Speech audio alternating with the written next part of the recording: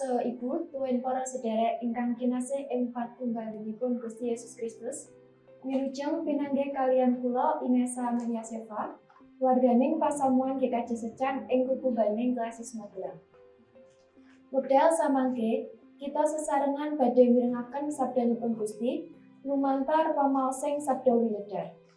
Dinten menika Jemuah Pon Surya kaping 20 bulan Juli 2025 Minggu Limrah. Waosan kapetik saking Ester bab 3 ayat 7 dumugi gangsal 11, Jabur bab 138, Lelakone para rasul kalih ayat 21 dumugi 36. Kanthi jajar wungunipun nyagetaken dados seksinipun. Nats menika kapetik saking Lelakone para rasul bab kalih ayat 13 kalih. Mekaten sabdanipun Gusti. Inggih Gusti Yesus menika ingkang kawungakaken dening Gusti Allah, saha bab menika kula sedaya ingkang sami dados seksinipun. Sumangga kita nampi babaring sabda kanthi manah ingkang kebak sukabina. Gusti Yesus berkahi kita sedaya. Wungunipun nyagetaken dados seksinipun. Pawartos bab wungunipun Gusti Yesus menika pancen angel dipun tampi dening nalar.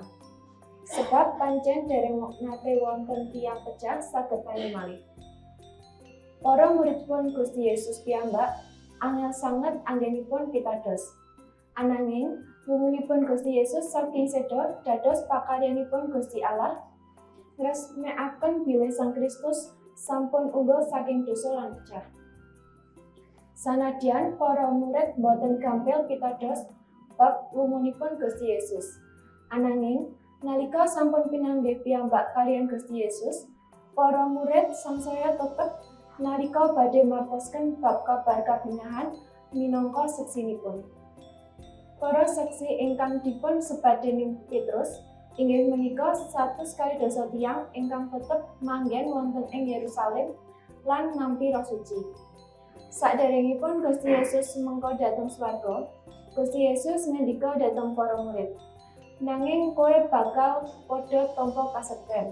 Samangsa Sang Roh Suci wis nedhaki marang kowe kabeh, sarta kowe bakal padha dadi seksiku ana ing Yerusalem lan ing satanah Yudea kabeh, sarta ing tanah Samaria, tuwin tumeka ing pungkasaning bumi."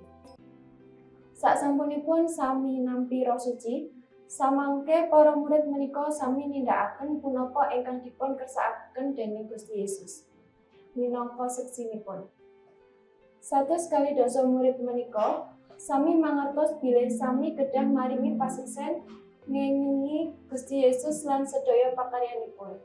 Panjenenganipun menika Sang Mesih seda lan wungunipun kangge ngluwari saking dosa tumrap tiyang ingkang pitados.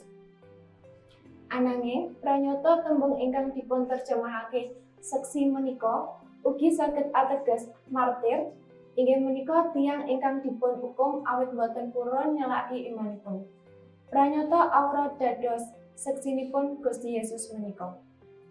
Minangka tiyang Kristen ingkang dipun sebat iman menika pranyata tetep perlu proses.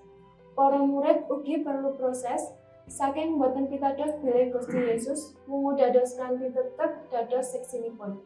Perlu proses kangge paham, mangertos nampi wungunipun Sang Kristus. Iman menika ingkang lajeng nyagetaken para murid dados seksinipun. Sumangga sami sumadyo sinau lan dados seksinipun Gusti Yesus lumantar tumindak lan wicantenan. Gusti berkahi. Amin.